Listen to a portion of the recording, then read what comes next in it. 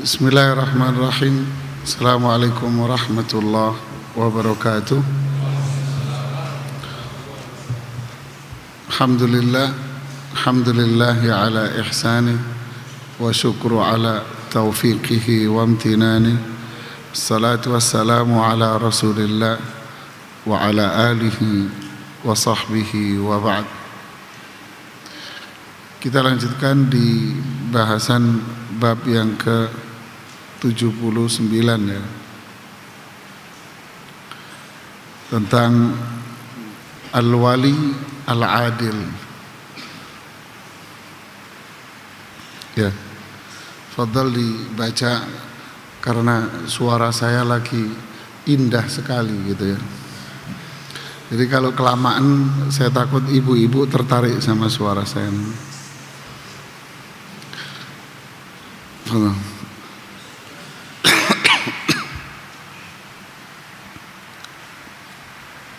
Bismillahirrahmanirrahim. Pemimpin yang adil.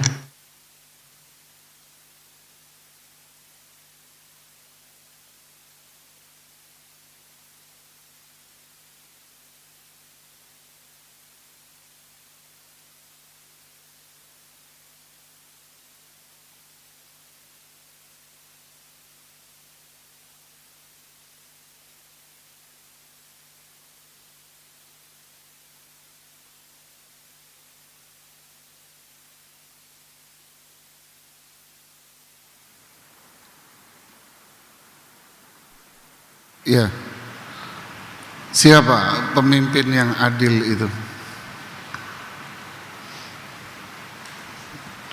Siapa pemimpin yang adil? Para ulama banyak membahas tentang sosok pemimpin yang adil ini. Pertama, siapa yang dimaksud dengan wali atau pemimpin atau imam? Para ulama fikih mengatakan seorang pemimpin atau imam itu adalah walladzi ikhtarahul muslimuna lil imamati wa baya'uhu, sosok yang dipilih oleh kaum muslimin untuk menjadi pemimpin dan mereka membaiatnya.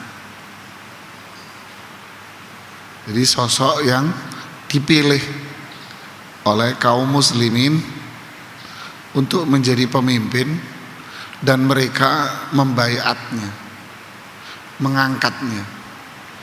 Nah, ini yang dimaksud dengan imam atau pemimpin. Jadi kalau masyarakat sudah menunjuk dia, si fulan, untuk menjadi pemimpinnya, lalu berikutnya dia mengangkatnya, berarti dialah yang disebut dengan apa? Pemimpin. Ya.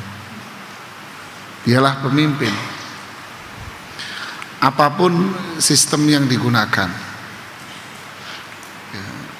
Kalau di sini menggunakan sistem demokrasi, mayoritas masyarakat yang mengangkat dia, mayoritas yang mengangkat dia, maka semua rakyat berarti telah mengangkat dia sebagai apa?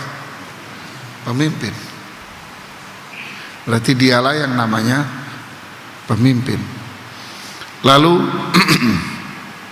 qama bitadbiri syu'unil ummah, lalu dia mengurusi urusan-urusan umat ini. Nah, dialah pemimpin namanya. Dia mengurusi urusan-urusan umat. Ini namanya pemimpin. Ini penjelasan ulama fikih di kitab Al-Mawsu'ah Al-Fiqhiyah, ensiklopedia fikih.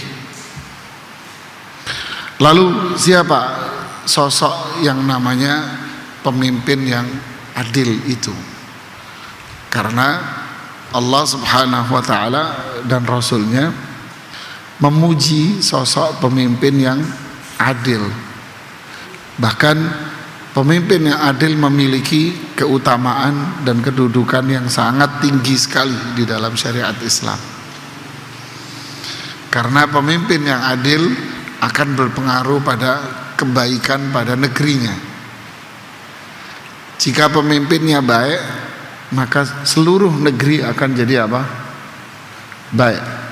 Ibarat hati pada diri setiap orang. Jika hati kita baik, maka seluruh anggota tubuh kita ini apa? Baik. Begitulah pemimpin. Jika pemimpinnya soleh, baik, maka akan baik pula seluruh negeri dan seluruh rakyatnya. Sejahteralah semua rakyatnya. Makanya pemimpin yang adil memiliki kedudukan yang sangat tinggi di dalam syariat Islam. Kemuliaan yang sangat besar yang Allah berikan kepada mereka ini. Nah, yang perlu kita ketahui sekarang adalah siapa pemimpin yang adil ini? Apa kriterianya? Apa ciri-cirinya? Seperti apa sosoknya? Ya.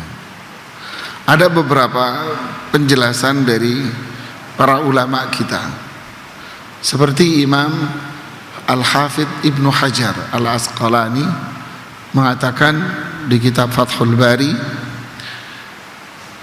pemimpin yang adil itu adalah yattabi'u amrallah, yaitu sosok yang menjalankan perintah Allah dan Rasulnya. Menjalankan perintah Allah dan Rasulnya. Biwad'i, kata beliau, biwad'i kulli syai'in fi mawdi'ihi min ghairi ifratin wala tafrid,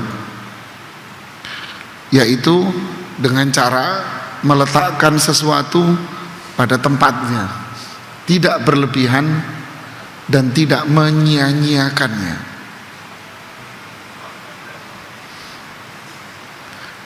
Faham? Ini masih bersifat umum, nanti akan dijelaskan lebih detail oleh para ulama yang lain. Jadi intinya di sini apa? Pemimpin yang adil itu adalah pemimpin yang menjalankan hukum Allah, menjalankan perintah Allah dan Rasulnya, melaksanakan apa yang Allah perintahkan dan Rasulnya perintahkan, meninggalkan semua yang dilarang oleh Allah dan Rasulnya. Ini pemimpin yang adil. Kemudian Al-Imam Az-Zarqani yang menjelaskan kitab Al-Muwatta, hadis yang dikumpulkan oleh Imam Malik Ibnu Anas, mazhab Maliki, beliau mengatakan Al-Jami' lil kamalati thalath, pemimpin yang adil adalah sosok yang memiliki 3 sifat sempurna. Allahu Akbar. Yaitu sosok yang memiliki 3 sifat sempurna. Apa itu? Yang pertama adalah hikmah. Yang kedua adalah keberanian. Yang ketiga adalah kesucian.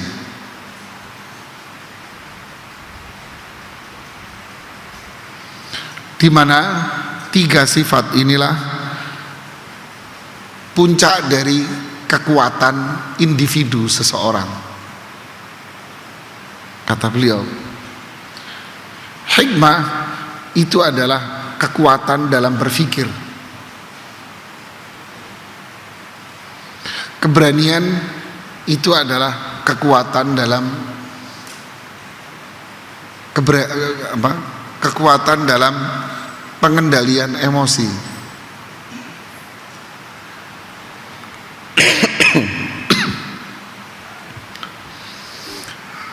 Yang ketiga, kesucian itu adalah kekuatan dalam mengendalikan hawa nafsu. Faham? Belum. Apa yang dimaksud dengan hikmah? Nah, tadi Ibnu Hajar mengatakan pemimpin yang adil itu adalah melaksanakan perintah Allah dan Rasulnya. Berarti dia apa?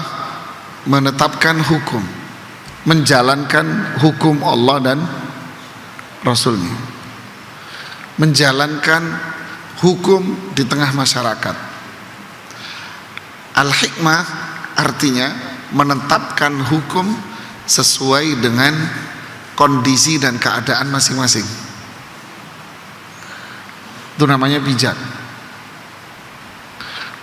Contoh, ini sekedar contoh. Di bahasan yang lalu, kewajiban pemimpin memenuhi kebutuhan dan hajat masyarakat, ya kan? Oke.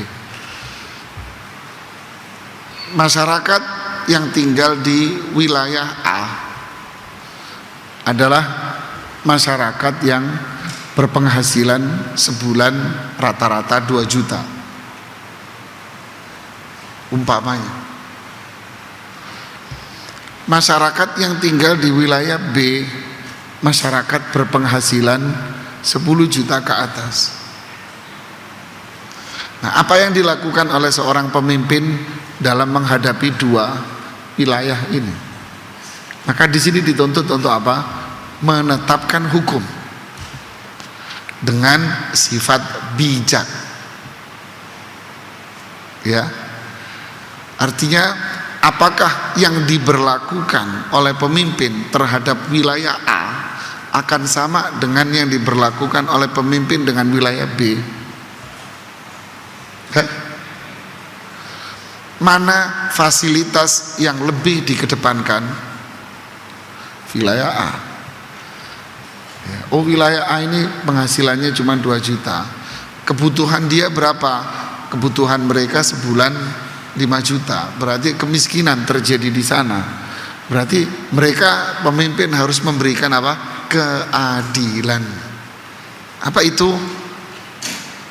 Memiliki sifat bijak dalam penetapan hukum.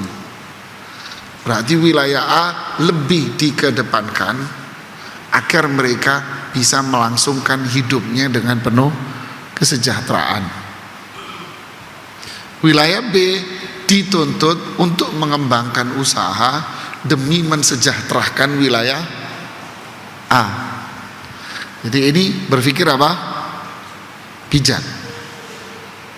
Bukan yang B yang didorong untuk tetap menjadi kaya, yang miskin dibiarin atau cukup dikasih sembako tok. Ya, dia akan terus menjadi masyarakat yang miskin. Ya, harusnya dikasih apa? Pancing. Jangan dikasih ikannya terus. Ikan itu dia butuh ikan dalam kondisi darurat. Tapi untuk esok hari dia butuh apa? Pancing, dia butuh lahan usaha. Jadi kata para ulama, ini contoh versi saya. Al-Hafidh Ibnu Hajar tadi mengatakan menempatkan sesuatu pada tempatnya. Ini tempatnya dia.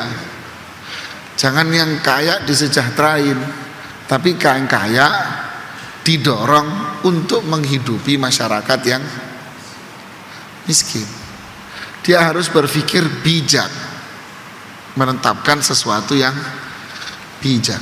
Umar Ibnul Khattab radhiyallahu taala anhu ketika dikasih laporan bahwa beberapa masyarakat terlibat pencurian, banyak masyarakat yang melakukan pencurian. Mereka mencuri apa? Mencuri makanan, kebutuhan pokok. Diteliti, kenapa mereka mencuri makanan? Karena mereka kelaparan. Lapar mereka. Sehingga mereka terpaksa harus apa? Mencuri. Apa yang terjadi? Akhirnya Umar bin Khattab memutuskan untuk tidak memberlakukan hukuman potong tangan. Kenapa? Karena mereka mencuri karena lapar. Maka disinilah butuh sifat apa? Bijak. Ya. Lalu mereka harus diangkat, diselamatkan dari kemiskinan. Paham jemaah? Jadi berhukum dengan hukum Allah dan Rasulnya, menetapkan hukum dengan bijak, yaitu sesuai dengan hikmah pada tempatnya. Kemudian keberanian. Berani artinya apa?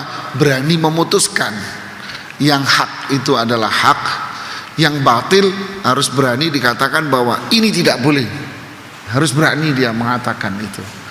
Ini hukum Allah, ini hukum Rasul, harus kita tegakkan dengan apa? Prinsip bijak tadi. Ya. Oh, ini larangan, pelanggaran, tidak boleh. Dia tidak bisa melihat, oh ini dulu yang bantu saya ini, waduh nggak enak, udahlah. Akhirnya diacak-acak gara-gara sifat, kata orang Jawa, pekiwuh. Tahu pekiwuh? Tahu kan pekiwuh? Apa bahasa Indonesia? Apa?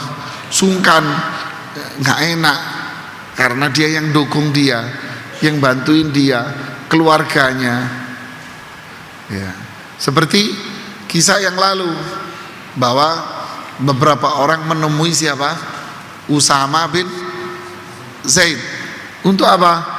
Menggugurkan hukuman pada si fulana perempuan karena dia memiliki apa? Jabatan, orang kaya. Disinilah syaja'ah, muncul keberanian Rasulullah SAW. Apakah artinya hukum itu hanya ditegakkan pada rakyat miskin, rakyat biasa, tapi mereka yang punya harta, kekayaan, jabatan, kebal hukum? Tidak. Disinilah sifat syaja'ah. Al-iffah Al-iffah artinya apa? Al-iffah, kesucian, yaitu sosok yang tidak mau melakukan sesuatu yang dilarang di dalam syariat Islam. Oh, ini haram, saya nggak mau. Ini bukan hak saya, dia tidak mau. Seperti Abu Bakar As-Siddiq ketika diangkat menjadi khalifah. Ya, ketika diangkat jadi khalifah, beliau tetap bekerja ke pasar, ngangkat barang, digotong itu barang di atas pundaknya, barang-barang dagangan, gotong-gotong barang dagangan ke pasar. Ketemu sama Umar ibnul Khattab. Ya Khalifata Rasulillah, wahai penggantinya Rasulullah SAW, apa yang kamu lakukan ini? Beliau menjawab, Ma'isyah, penghasilan keluarga saya tidak akan diambil dari jabatan saya sebagai khalifah. Sifat puncak dari sebuah iffah. Lalu Umar bin Khattab, tidak wahai khalifata Rasulillah, fokuslah kamu dengan pekerjaanmu, kami yang menanggung kebutuhanmu. Makanya ketika Umar jadi khalifah radhiyallahu an, beliaulah yang pertama kali menetapkan gaji pada pegawai pemerintah. Beliau pertama kali yang menetapkan gaji. Jadi kalau memang digaji oleh pemerintah, lalu pemerintah juga memberikan fasilitas-fasilitas, maka itu haknya dia. Maka sifat iffah, dia tidak akan mengambil sesuatu yang bukan haknya, walaupun 1 rupiah. Makanya hikmah menuntut adanya orang yang memiliki kekuatan dalam berpikir. Syaja'ah menuntut seseorang yang mampu mengendalikan emosi dia untuk berjalan di atas hukum Allah dan Rasulnya. Kesucian menuntut seseorang yang memiliki kekuatan untuk mengendalikan apa? Hawa nafsu. Jadi inilah pemimpin jemaah yang adil, menjalankan hukum Allah dan Rasulnya. Yang kedua, menjalankan hukum yang baik sesuai dengan sifat apa? Bijak, menempatkan sesuatu pada tempatnya, dan memiliki sifat-sifat yang mulia ini.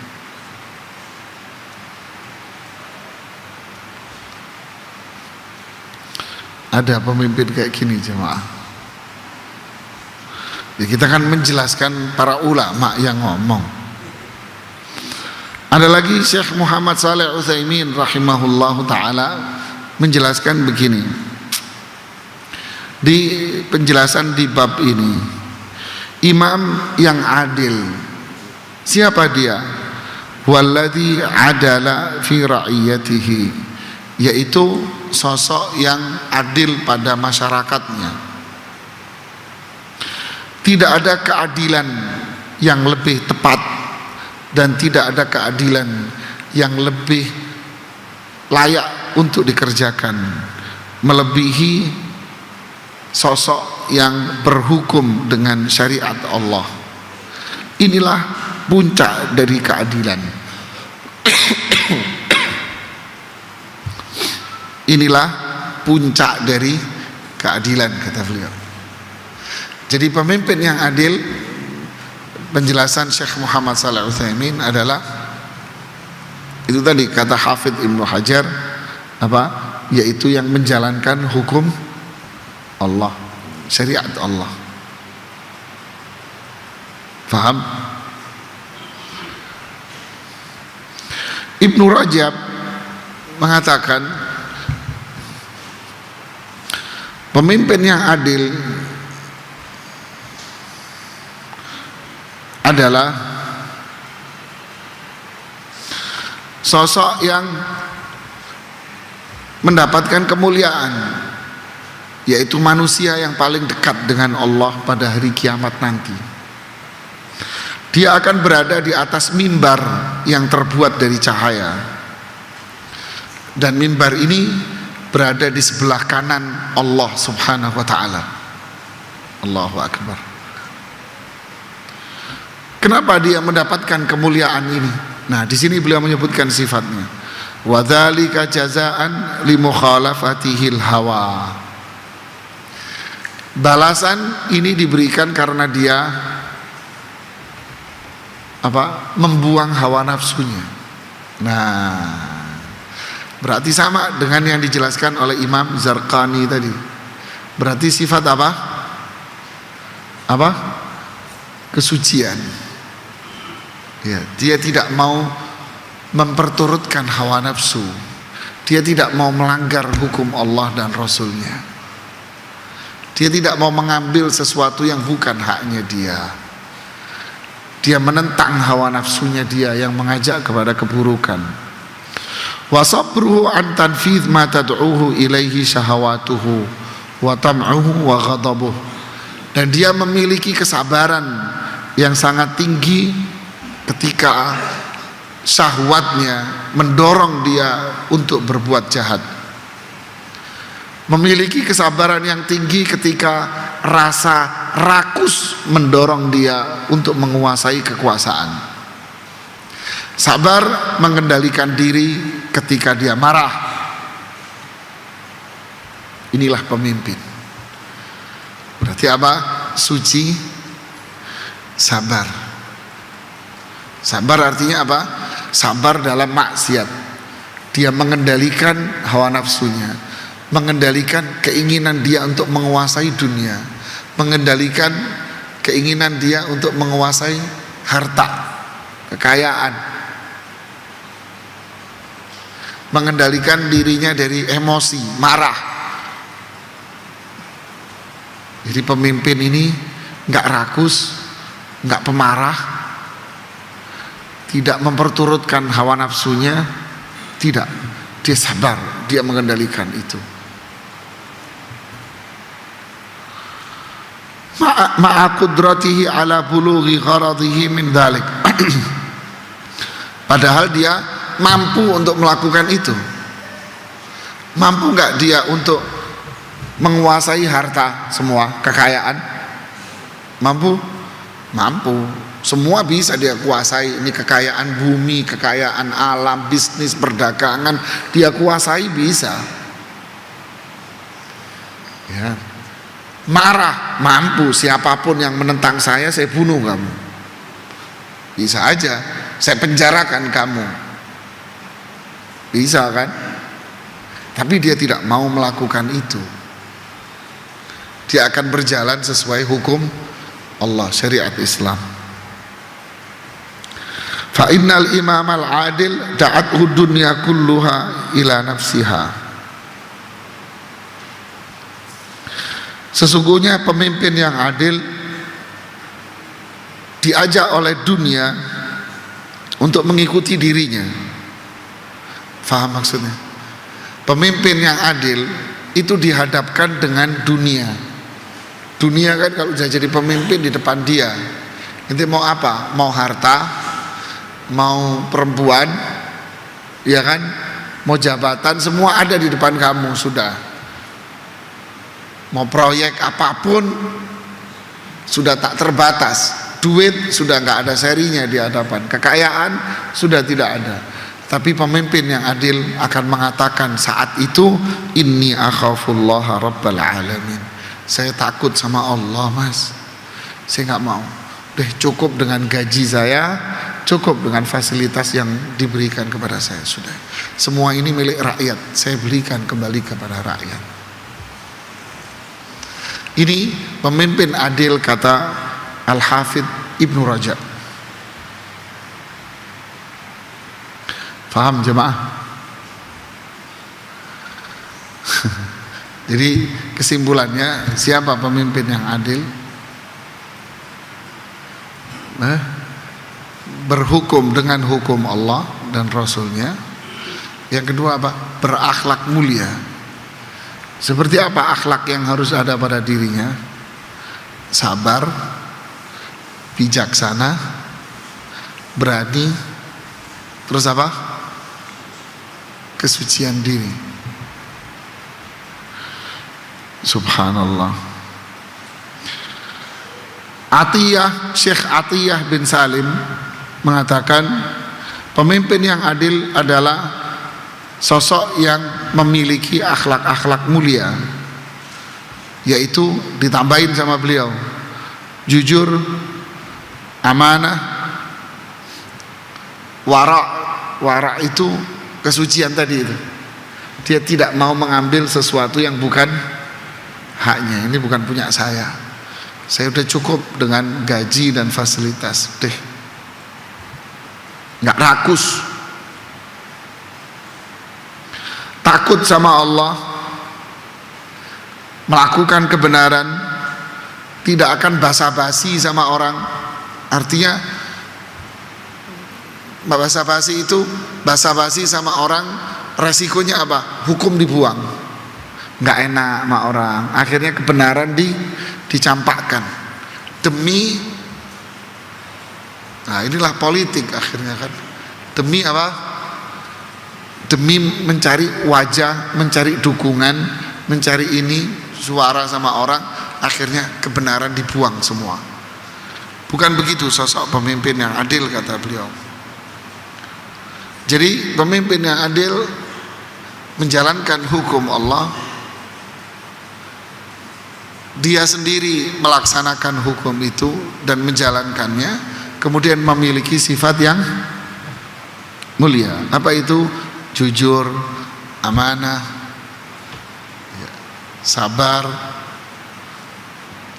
apa tadi? Bijak, keberanian, kesucian. Ini sifat-sifat yang ada pada diri pemimpin menurut para ulama kita. Kemudian berarti dirinya juga adalah sosok yang bertakwa, katanya beliau. Idza kana al-imamu adlan taqiyan zahidan fima aidin nas wari'an yakhshallah taqiyan fi a'malihi musalliyan sa'iman muzakkiyan hajan baitallah yakhafullah fi kulli tasarrufatihi. Pemimpin yang adil adalah ketika dia bertakwa kepada Allah, zuhud atas apa yang ada di tangan orang. Dia nggak mau nyerobot ngambil miliknya orang.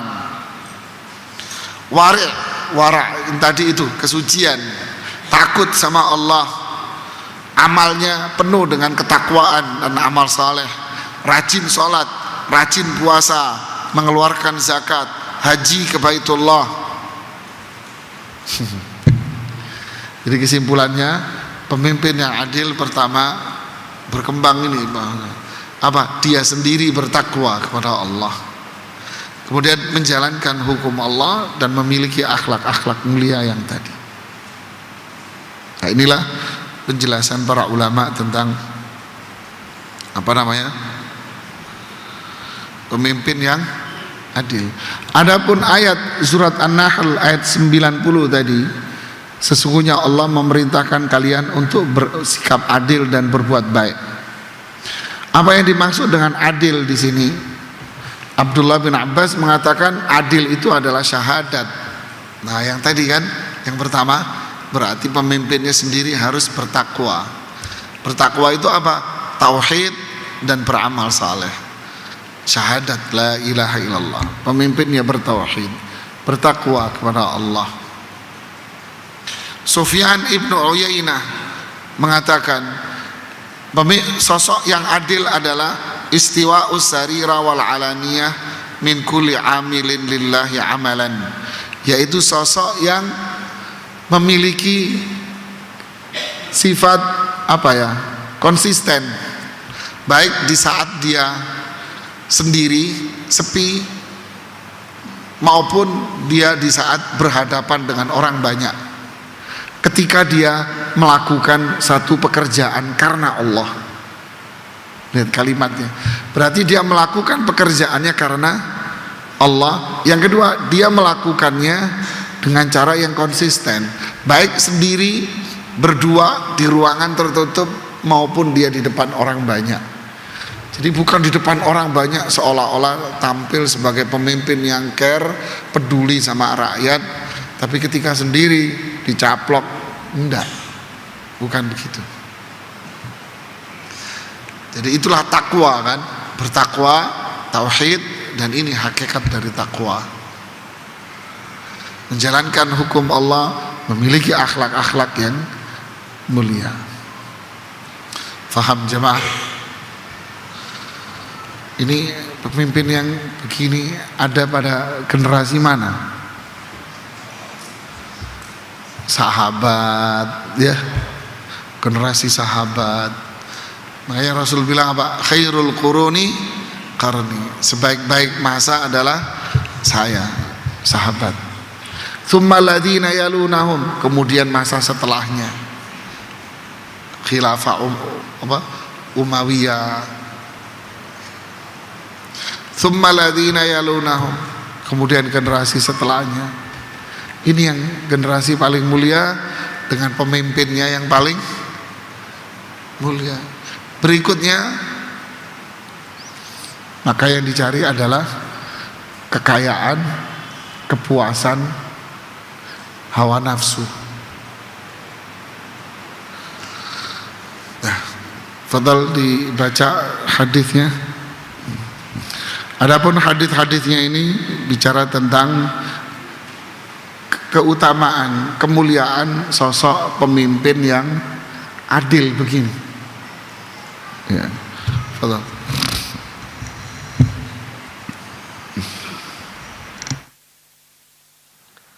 Dari Abu Hurairah radhiyallahu anhu dari Nabi sallallahu alaihi wasallam bersabda, sab'atun yuzilluhumullahu fi zillihi yauma la zilla illa zilluh, imamun adil wa syabbu nasa'a fi ibadillah ta'ala wa rajulun qalbuhu mu'allakun fil masajid wa rajulani takhabba fillahi tama'a alaih wa tafarraqa alaih wa rajulun da'athum ra'atun zatu mansibin wa jamali faqala inni akhafullah wa rajulun tasaddaqa bisadaqatin fa akhfaha hatta la ta'lama shimaluhu ma tunfiku yaminuh wa rajulun zakarullaha khalian fa fasdat ainahu. 7 golongan yang akan dinaungi oleh Allah dalam naungannya pada hari di mana tidak ada lagi naungan kecuali naungannya: pemimpin yang adil, pemuda yang tumbuh dalam beribadah kepada Allah Ta'ala, seorang laki-laki yang hatinya tergantung kepada masjid, 2 orang yang saling mencintai karena Allah, yang mana keduanya berkumpul dan berpisah atas dasar cinta karena Allah tersebut. Seorang laki-laki yang diajak berbuat keji oleh seorang wanita yang berkedudukan dan cantik, lalu dia berkata, sesungguhnya saya takut kepada Allah. Seseorang yang bersedekah dan menyembunyikan sedekahnya sehingga tangan kirinya tidak mengetahui apa yang diinfakkan oleh tangan kanannya. Dan seorang laki-laki yang mengingat Allah ketika sendiri, maka kedua matanya berlinang air mata. Muttafaqun alaih. Ya, hadis ini bicara tentang 7 golongan yang bakal dilindungi oleh Allah pada hari kiamat nanti, di mana nanti di hari kiamat tidak ada seorang pun yang mendapatkan perlindungan kecuali perlindungan dari Allah. Seperti apa perlindungannya? Perlindungannya adalah Allah menciptakan yang namanya zil, tauzil. Tuh, pohon itu bawahnya namanya apa? Apa? Teduh kan? Di bawah pohon apa? Teduh kan? Kenapa Anda bisa teduh? Karena ada zil. Anda duduk di sini, adem nggak? Kenapa? Ada namanya zil. Apa itu zil? Ini yang bikin kita teduh. Apa itu? Hah? Sesuatu yang menjadikan kita ini apa? Teduh, nyaman, enak. Dari apa? Dari panas sengatan matahari. Bukankah matahari nanti 1 mil? Nah, siapa yang memberikan keteduhan buat kita? Allah. Caranya apa? Ada 2 pendapat di kalangan para ulama. Pendapat yang pertama adalah Allah menciptakan zil, yaitu teduh, tempat-tempat yang teduh.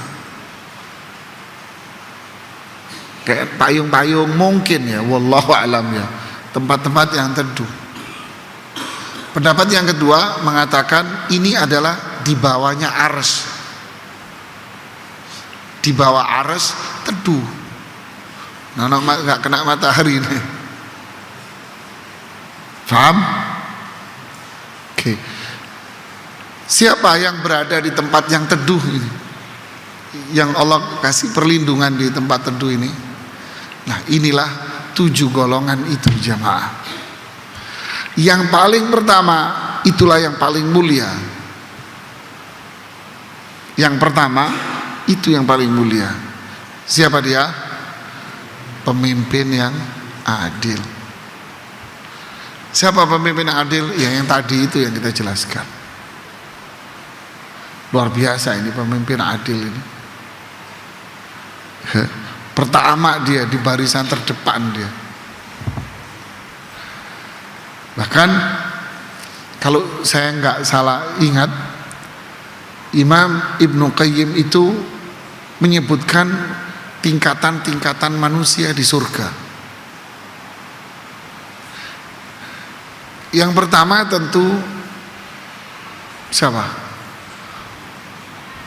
Ulul azm, Nabi dan Rasul yang kategorinya ulul azm. Nabi Ibrahim, Musa, Isa, Rasulullah sallallahu alaihi wasallam. Kemudian yang di bawahnya kalau nggak salah Rasul-Rasul Allah. Kemudian berikutnya adalah Nabi-Nabi Allah. Ya, kalau nggak salah di bawahnya antara orang mati syahid atau imam yang adil ini. Kalau nggak salah saya sebut. Ya. Jadi imam yang adil ini luar biasa jemaah. Kedudukannya tinggi karena apa? Kalau dia memang adil, dia akan memberikan apa? Kebaikan. Kalau dia baik, baik semua itu jemaah. Coba mikir sederhana deh. Guru kencing berdiri, muridnya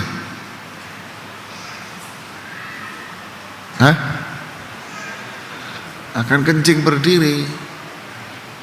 Bisa jadi muridnya ngencingin guru. Oke? Gurunya ngajar di kelas sambil ngerokok, atau gurunya ngerokok, muridnya ngerokok nggak?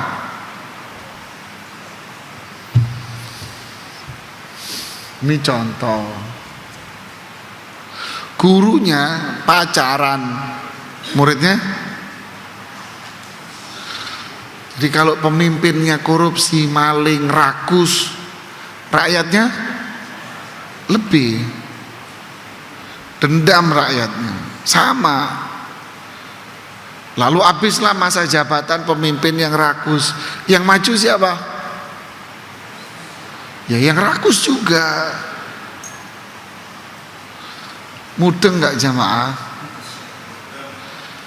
Jadi kalau kepala maling ini sudah tua, nggak bisa jadi kepala maling lagi, maka komunitas maling mengangkat siapa?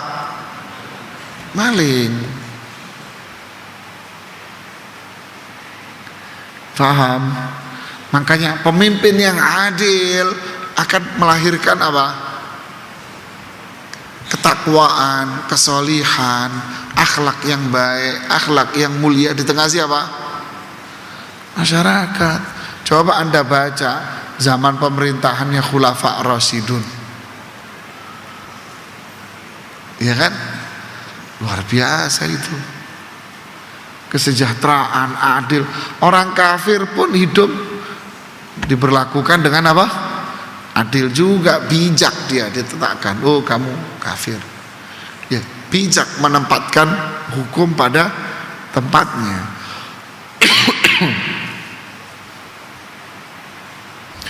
Subhanallah. Ya kan. Sampai lampu pun Abu Bakar apa Umar itu tamu ke rumahnya malam. Kamu mau nanya apa? Urusan negara, masyarakat, apa pribadi? Pribadi, ini matiin. Kenapa? Ini lampu ini yang bayarin negara, Mas. Negara ini yang bayarin. Sampai kayak gitu. Dan itu memang dikisahkan oleh para ulama, seperti yang ditulis oleh siapa? Dr. Ali As-Sallawi di biografinya Umar bin Khattab. Ya, biografinya Umar bin Khattab. Sampai lampu nggak mau dipakai kalau bukan untuk urusan apa? Ya tentram, damai. Makanya pahalanya dia apa? Tinggi sekali. Berat tapi untuk mengarah ke situ. Tapi kalau dia baik, baik senegeri itu. Ya. Oke, lanjutkan hadis yang kedua.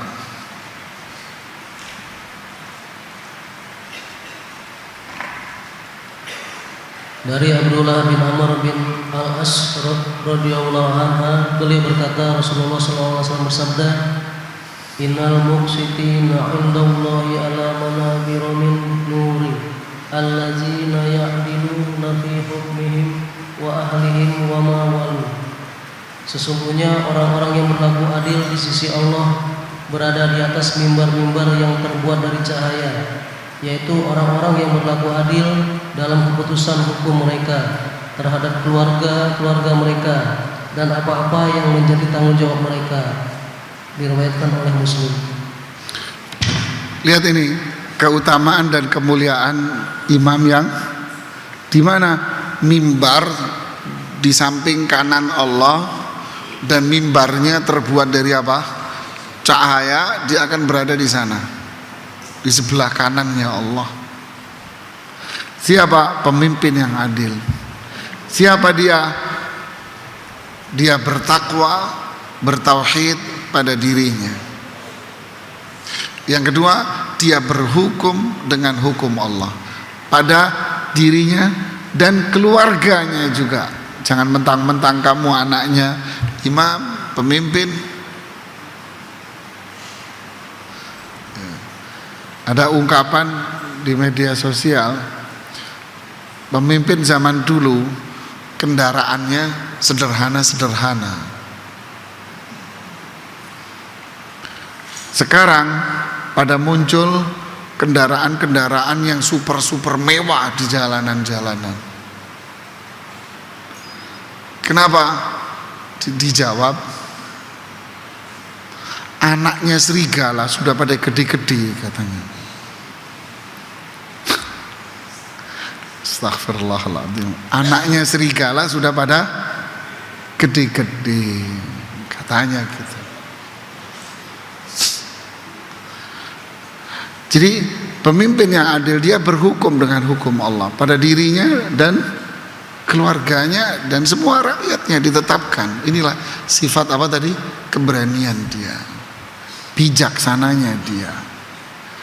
Makanya kemuliaan yang luar biasa. Terus hadis yang ketiga, dari Auf bin Malik radhiyallahu anhu, beliau berkata, saya mendengar Rasulullah SAW bersabda, khiyaru a'immatikumul ladzina tuhibbunahum wa yuhibbunakum wa tusalluna alaihim wa yusalluna alaikum wa siraru a'immatikumul ladzina tubghidunahum wa yubghidunakum wa tal'anunahum wa yal'anunakum. Qala qulna ya Rasulullah afala nunabizuhum? Qala la ma aqamu fiikumus shalah, la ma aqamu fiikumus shalah. Sebaik-baik pemimpin kalian adalah orang-orang yang kalian cintai dan mereka mencintai kalian, serta kalian mendoakan mereka dan mereka mendoakan kalian. Sedangkan sejelek-jelek pemimpin kalian adalah orang-orang yang kalian membenci mereka dan mereka membenci kalian, serta kalian melaknat mereka dan mereka melaknat kalian. Abu berkata, kami bertanya, wahai Rasulullah, apakah kita tidak membangkang saja kepada mereka? Beliau menjawab, tidak, selama mereka menegakkan sholat di tengah-tengah kalian. Tidak, selama mereka menegakkan sholat di tengah-tengah kalian. Diriwayatkan oleh Muslim. Lihat nih jamaah, ini hadis yang mulia, bicara tentang sosok pemimpin yang baik dan sosok pemimpin yang buruk. Pemimpin yang baik ciri-cirinya adalah sosok yang mencintai rakyatnya. Dan yang kedua, rakyatnya mencintai dia. Yang ketiga, pemimpin yang mendoakan rakyatnya, selalu didoain oleh pemimpinnya. Yang keempat, rakyatnya mendoakan kebaikan buat pemimpinnya juga. Berarti rakyat sudah merasakan apa? Ketentraman, hukum diberlakukan, dan melihat sosok pemimpin yang berakhlak, takwa, bertauhid, menjalankan perintah Allah. Semua saling mencintai, saling mendoakan kebaikan. Ini pemimpin yang baik. Pemimpin yang buruk siapa? Dibenci oleh masyarakat. Dia benci sama masyarakatnya, membenci dia, dan dia pun sebetulnya benci, nggak suka sama rakyatnya. Nah terus kok bisa jadi pemimpin kalau dia dibenci, kan gitu kan? Bisa jadi dia mengangkat karena dia jadi pemimpin karena apa? power, karena kekuatan dia mengangkat dirinya dengan paksa, ya, mengangkat dirinya dengan paksa, sehingga rakyat nggak bisa berbuat apa-apa. Dia mengangkat dirinya jadi sosok pemimpin itu dengan paksa, rakyat tidak bisa berbuat apa-apa. Ya sudah, lalu dia jadilah pemimpin. Saat itu dia tidak bersikap adil, tidak bertakwa, tidak menjalankan hukum syariat, tidak memiliki akhlak-akhlak yang mulia tadi. Rakyat membenci dia. Dia pun gak senang sama rakyat karena rakyatnya nuntut sama dia banyak. Dia gak suka itu. Akhirnya saling melaknat, saling mengutuk, saling mendoakan keburukan, jengkel, kesel, dongkol, dan sebagainya sama pemimpinnya. Faham? Disinilah muncul pertanyaan tentang sikap. Apa sikap kita dengan pemimpin yang seperti ini ya Rasulullah?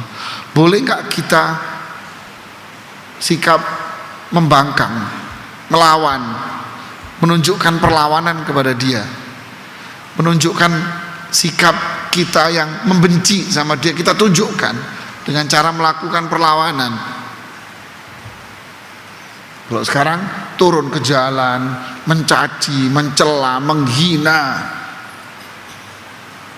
boleh nggak? Dijawab sama Rasulullah SAW, lah nggak boleh. Gak boleh kamu menentang dia, walaupun kamu gak suka, tapi kamu gak boleh ngelawan, gak boleh menentang, gak boleh. Kenapa ya Rasulullah? Apapun yang terjadi dia tetap sholat kan? Enggak, dia gak sholat. Tahu dari mana itu? Kan kita tahu di TV sholat, ya kan? Kita ngelihat dia sholat kok kita ngelihat. Urusan dia di kamar gak sholat kan urusan dia sama kita kan nggak tahu. Yang kita tahu dia sholat, ya sudah, tidak boleh Anda menentang. Jadi kalau dia sudah diangkat menjadi sosok pemimpin, lalu tidak memiliki sifat-sifat pemimpin yang adil, berarti lawannya menjadi pemimpin yang jair, pemimpin yang zalim, maka apa yang terjadi? Tidak boleh melakukan perlawanan, tidak boleh menentang. Terus bagaimana? Didoakan semoga Allah ngasih hidayah. Ini prinsipnya siapa? Rasul SAW yang nyuruh. Jadi masalah penentangan terhadap pemimpin itu terjadi bukan zaman sekarang aja. Sahabat pun nanya, boleh gak saya ngelawan kalau ada pemimpin itu nanti begini? Enggak boleh.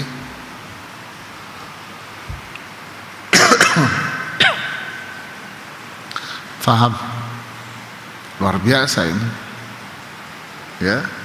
Jadi selama ini yang terjadi pakai prinsipnya siapa? Bukan syariat Islam. Itu sosialis, liberalis dan sebagainya. Bukan Islam.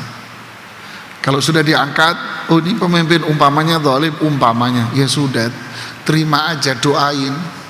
Semoga Allah memberikan hidayah.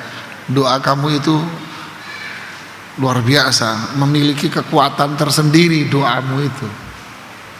Jangan melakukan perlawanan apapun, doakan. Ilustrasinya begini jemaah, kalau ada ular lewat, ular kobra, king kobra lewat, apa yang kamu lakukan? Kamu lawan? King Cobra mas, kata apa namanya, pawang ular, si siapa, Panji, ya, fatwanya Panji ini. Ditanya, Kang, mana yang jadi king di hutan, kobra ini atau harimau macan? Dia bilang king kobra. Dia bilang ini yang raja hutan. Kok bisa? Karena harimau tidak punya bisa dan tidak punya penangkal racun. Jadi kalau dia digigit, binatang yang berbisa, mati dia. Tapi kalau king cobra, dia punya bisa dan punya penangkal bisa. Jadi kalau tubuhnya digigit oleh ular yang lain, dia akan sembuh sendiri karena dirinya punya penangkal bisa. Ini king cobra. Anda lawan, mati mas. Terus gimana? Baikin aja.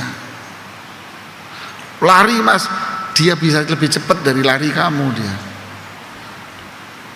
Dia lebih cepat dari kamu mas. Dan dia bisa manggil pasukannya dia. Habis kamu. Jadi kalau ada king cobra, pura-pura bego aja, diemin aja. Dia nggak akan ngapa-ngapain.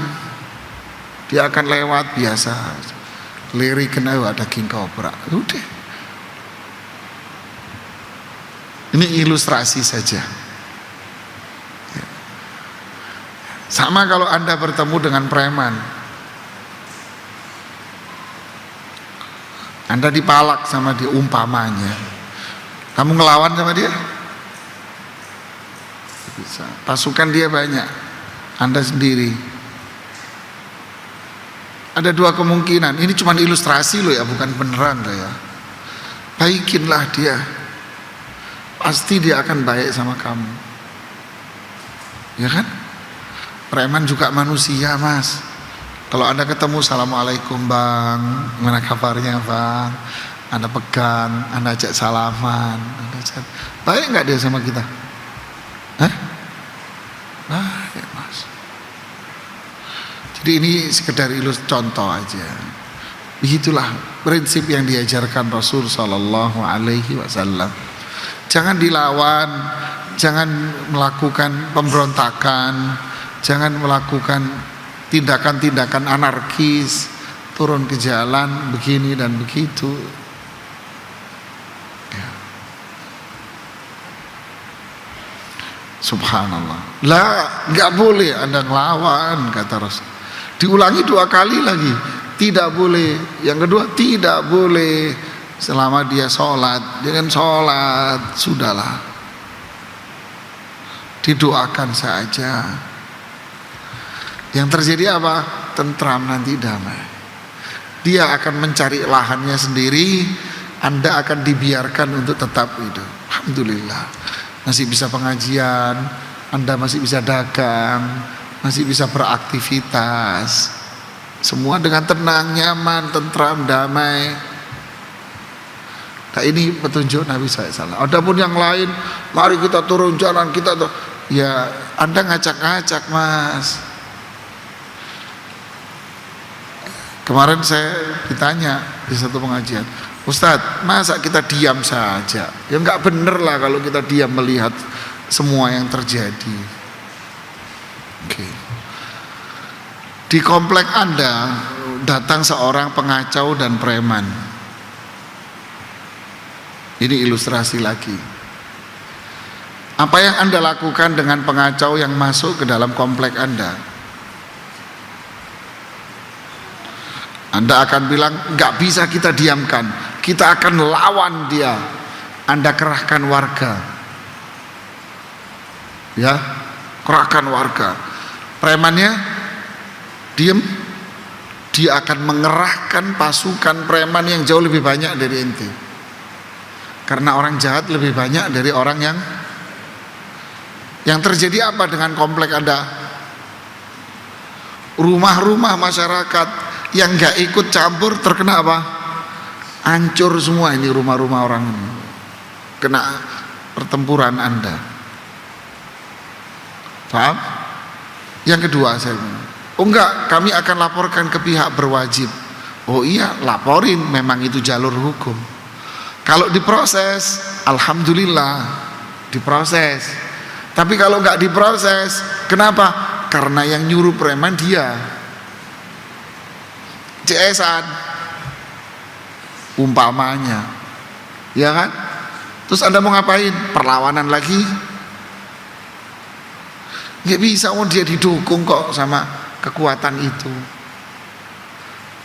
Tinggal yang ketiga, apa itu? bersikap yang baik saja. Deh, lewat dia, assalamualaikum bang, oh waalaikumsalam pak bu, deh, gimana hari ini, sehat pak, sehat, deh, misi pak ya, deh. Komplek tenang, tentram, dia akan sibuk dengan apa? Dengan apa? Dengan urusannya dia sendiri. Anda dianggap apa? Oh ini nggak ngelawan ini. Oh, ini orangnya baik-baik, wiritan, masjid, sholat, deh, sibuk pekerjaan. Sama saya juga baik kok, ngucapin salam.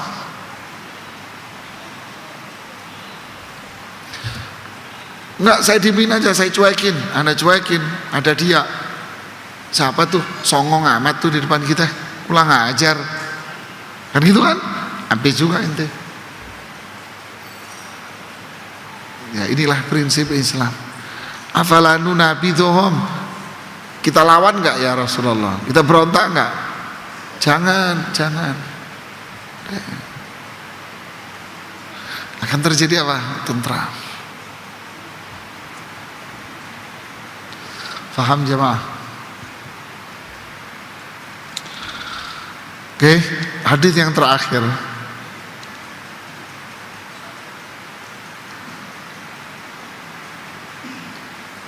Dari Iyad bin Himar radhiyallahu anhu, beliau berkata, saya mendengar Rasulullah SAW bersabda, ahlul jannah salasah, zuzultonin muqsidun muwafaq, wa rajulun raqibul qalbi likulli qurba wa muslim, wa afifun muta'affifun zu'iyar. Penghuni surga itu 3 golongan: pemimpin yang adil dan mendapatkan taufik, orang yang penyayang dan berhati lembut terhadap setiap kerabat dekat dan orang Islam, dan orang yang menahan diri dari meminta-minta dan berusaha untuk tidak meminta-minta, padahal dia memiliki tanggungan keluarga yang banyak. Diriwayatkan oleh Muslim. Lihat nih, penghuni surga itu 3. Pemimpin yang adil dan lembut. Nah ini yang di kajian yang lalu, lembut santun di kajian yang lalu. Yang kedua, seorang yang berhati lembut, santun pula dengan keluarga dan pada siapapun, lembut dalam berbicara, santun dalam berbicara, tidak kasar bicara. Sikapnya pun baik, yaitu sosok yang berakhlak mulia. Sama keluarga maupun dengan siapapun dia akan memiliki akhlak yang baik ini. Kemudian yang ketiga, sosok yang memiliki sifat iffah, mulia, suci jiwanya. Dari apa? Melakukan hal yang buruk. Kalau dia orang miskin, dia tidak akan minta-minta. Walaupun dia memiliki kebutuhan, dia tidak akan minta sama orang, enggak. Dia akan berusaha dengan tenaganya dia. Kalau dikasih ya diterima, tapi kalau minta enggak. Nah ini 3 penghuni surga. Artinya keutamaan imam yang adil. Yang kedua, keutamaan imam yang berakhlak mulia, lembut sama masyarakat, memenuhi kebutuhan mereka, tidak kasar sama mereka. Keutamaan seorang siapapun muslim muslimah yang memiliki kelembutan, kesantunan, karena ini adalah iman. Keutamaan orang yang memiliki sifat iffah, mulia, tidak mau melakukan hal yang buruk, rendah buat dia. Wallahu ta'ala a'lam bissawab. Ya. Silakan kalau ada yang mau bertanya.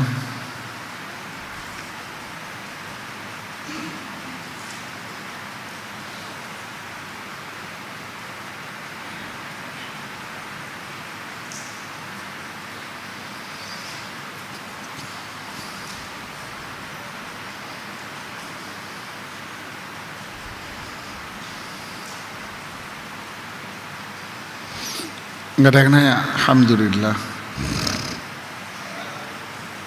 Mana? Silakan Pak.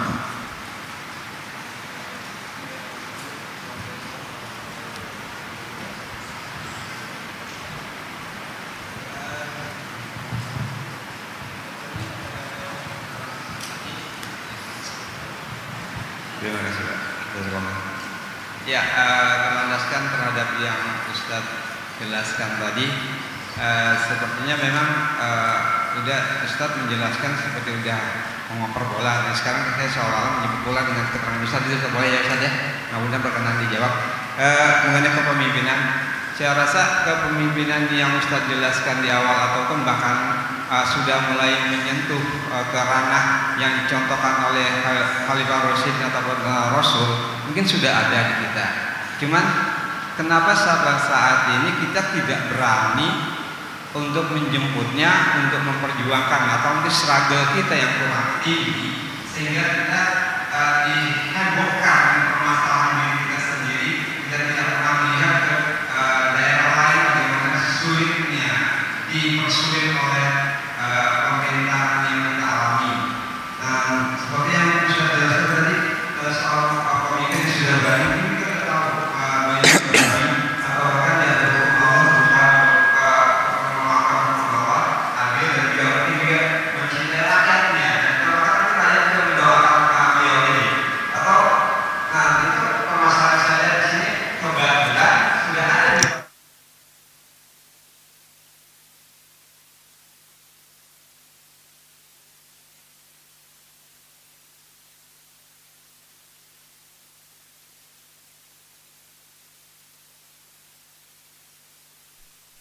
Ya, menarik pertanyaan Bapak ini. Intinya pertanyaan Bapak ini ingin mengatakan kenapa tidak kita upayakan untuk melahirkan sosok pemimpin yang adil. Yang kedua, kalau memang ada pemimpin yang zalim, kenapa tidak kita singkirkan pemimpin itu dari diri kita karena kita melihatnya? Itu pertanyaannya Pak ya. Jawabannya wallahu taala a'lam bissawab. Yang pertama, mengupayakan. Justru saya mau balik nanya Pak, mengupayakan lahirnya pemimpin yang adil itu bagaimana caranya?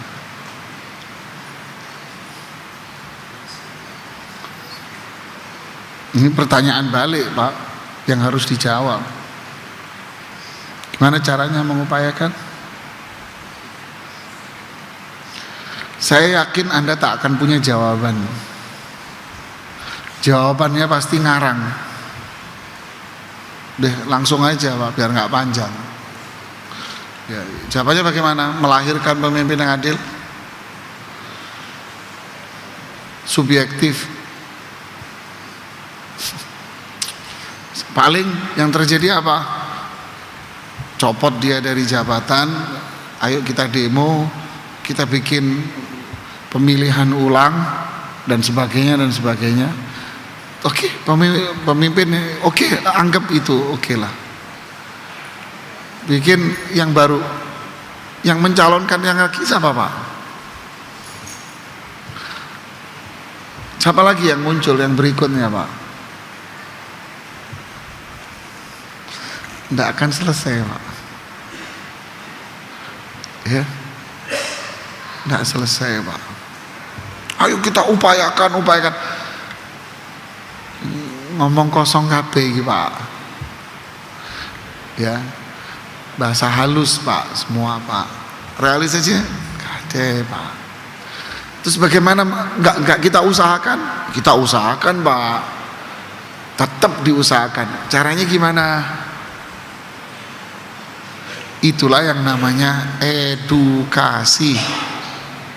Itulah namanya pembelajaran. Itulah namanya pembiasaan. Ya. Maksudnya apa ini? Pembelajaran mental, pembelajaran karakter. Apa itu pembelajaran mental dan karakter? tidak akan muncul dengan konsep-konsep barat dan liberal, karena semua itu adalah hawa nafsu. Muncul pakai apa? Pembelajaran iman. Terus bagaimana dong maksudnya? Simpelnya bagaimana melahirkan dakwah? Ngaji Pak. Duduk belajar Quran, belajar hadis, menjadi pribadi yang muslim, mukmin, rajin sholat 5 waktu, laki masjid, zakat, sedekah, puasa, haji, berakhlak mulia. Nah, ini pemimpin Pak. Ayo belajar. Sampai kapan? Tahu, memang kita yang bikin skenario alam. Ini pembelajaran Pak. Ini cara melahirkan. Sama, bagaimana kita cari guru, bagaimana kita nyari profil kepala sekolah. Gimana? Lewat jalur pendidikan lagi Pak, mendidik orang, generasi. Ketika dia lulus, berhasil memiliki sosok pemimpin mukmin, bertakwa, punya jiwa yang bagus, berakhlak mulia, bahasa sekarang jiwa kepemimpinan, angkatlah dia jadi kepala sekolah. Ini Pak cara, bukan ayo kita lahirkan dari mana? Dari pasar, tukang sapu, tukang parkir.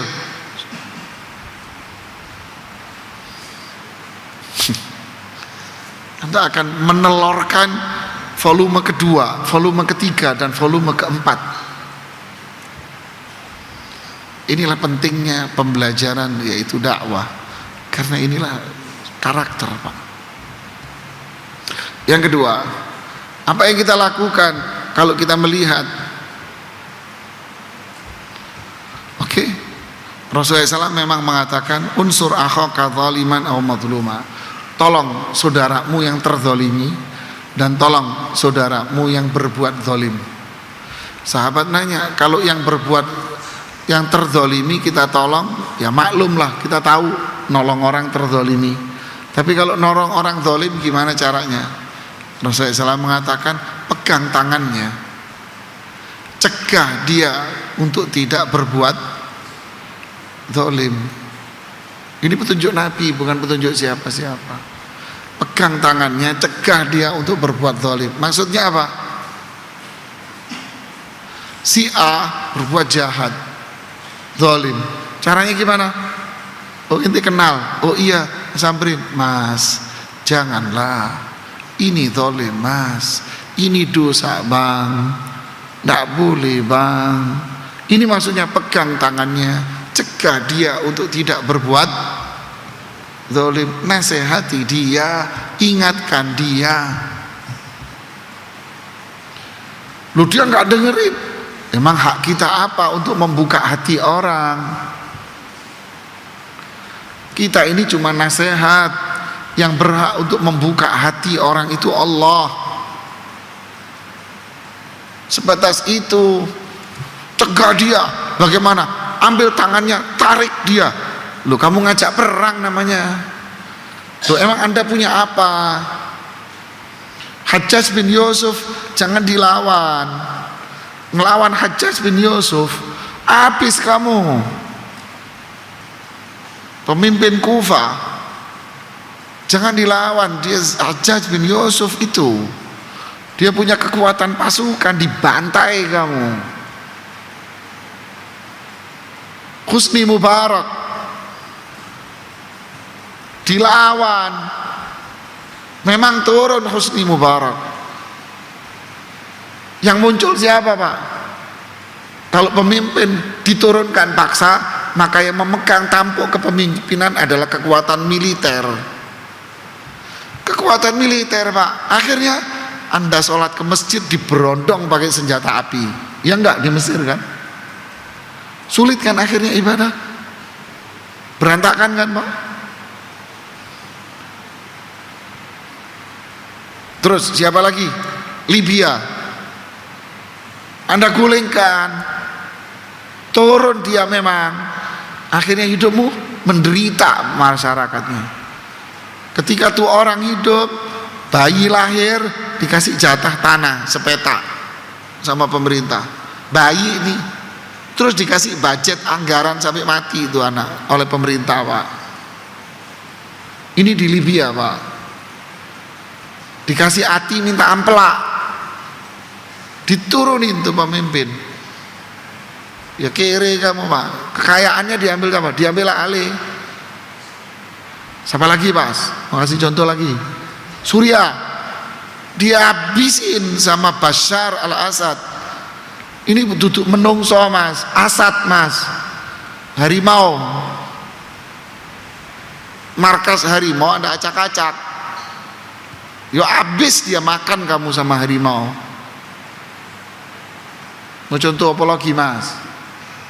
Udahlah, Anda jangan termakan oleh mereka yang mau balas dendam. Gitu loh. Sebetulnya yang pengen jadi pemimpin itu dia ini. Ingin jadi volume kedua, ketiga, keempat, mau gantian ngono loh, Mas. Anda terbawa oleh emosi. Ya, Islam memang benarkan kalau melihat kemungkaran singkirkan itu. Caranya gimana?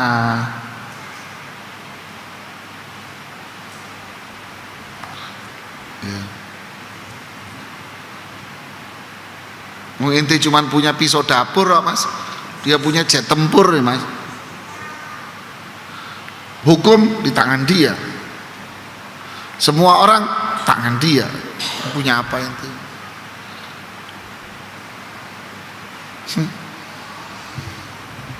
Ya, berpikir pinter, Mas. Ya, jangan terbawa oleh pemikiran-pemikiran barat yang sebetulnya itu tidak pinter, Mas. Ya. Tidak ada cerita kudeta atau menurunkan kekuasaan itu sejahtera. Bawa sini kisahnya. Nggak ada. Anda bisa bawain bukti menurunkan pemimpin yang zalim terus hidupnya sejahtera? Bawa sini, Mas, sejarahnya, Mas. Di masa siapa, di mana referensinya? Bawa sini. Tapi mentaati pemerintah yang zalim sejahtera banyak. Ya. Banyak, Mas.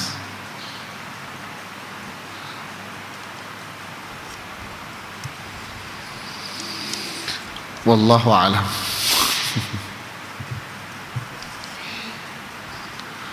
Bagaimana apa ini? Menghadapi pemimpin yang zalim. Udah dijelasin tadi, Pak. Ada lagi?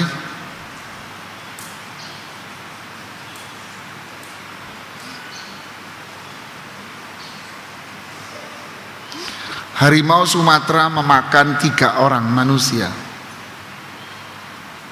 Oke? Berita kemarin kan di Lampung. Ayo kita turun ke jalan warga, kita lawan harimau. Loh, Mas, harimau Sumatera ente lawan, Mas.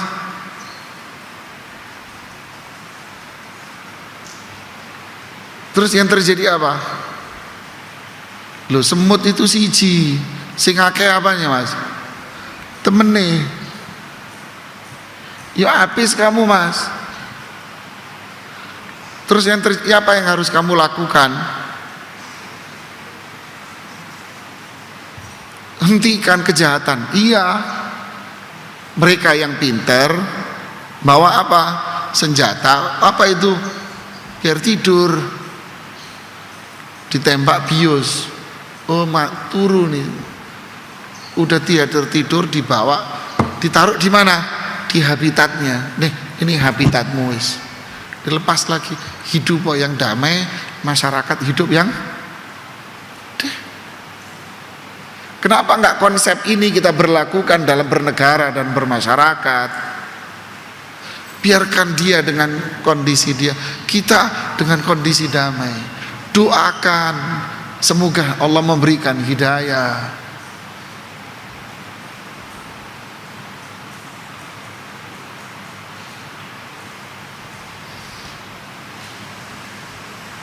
Ya.